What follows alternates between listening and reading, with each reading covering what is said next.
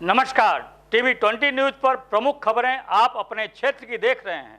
मैं हूं आपके साथ अशोक वर्मा। आइए रूबरू कराते हैं आपके क्षेत्रों की तमाम खबरों से।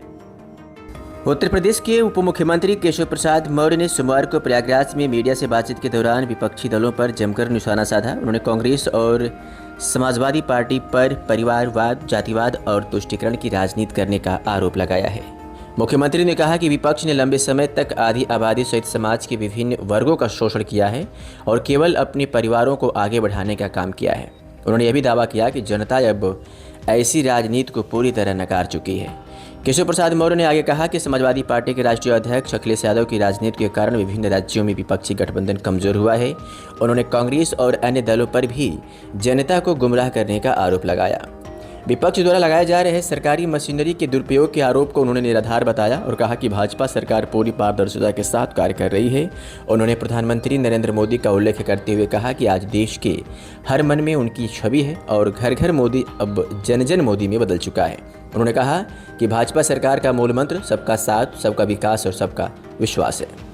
कि जिस तरह के 5 राज्यों के चुनाव नतीजे आए हैं उसमें असम की अगर बात करें वहां पर 19 विधायक कांग्रेस के जीते हैं, 18 मुस्लिम हैं और जबकि पश्चिम बंगाल में 2 मुस्लिम विधायक कांग्रेस के जीते हैं। तो कांग्रेस ये किस तरह की राजनीति कर रही है? देखिए, कांग्रेस हो, समाजवादी पार्टी हो, टीएमसी हो या डीएमके हो, जिन लोगों ने आधी आबादी का अपमान किया, उनका अधिकार देने में बाधा डालने का काम किया और जहां शासन में रहे जनता का शोषण किया, उनकी सेवा नहीं किया, तुष्टीकरण किया, जातिवाद किया, परिवारवाद किया, घुसपैठियों का संरक्षण किया, उन सब के लिए यह जो चुनाव है इतना करारा संदेश है कि अब समझ में अगर इनको नहीं आ रहा है तो जनता इनको आगे भी समझाने का काम करेगी। जहाँ तक कांग्रेस के केवल मुस्लिम विधायकों को जीतने की बात है, मैंने देखा नहीं, लेकिन अगर आप बता रहे हैं तो कांग्रेस मुस्लिम तुष्टीकरण की राजनीति करती है।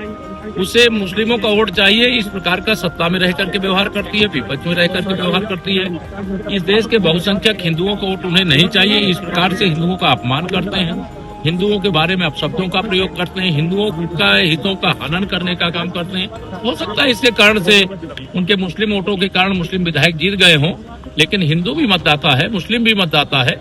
जब तक सबके हित को ध्यान में रख करके कोई दल काम नहीं करेगा तब तक उसका राजनीतिक अस्तित्व संकट के द्वार पर खड़ा रहेगा। 5 राज्यों के चुनाव में कमीशन पर सवाल खड़े किए। उन्होंने कहा कि जितनी जहां भी भाजपा जीती वहां इलेक्शन कमीशन का बड़ा रोल है, भाजपा के नेताओं का नहीं।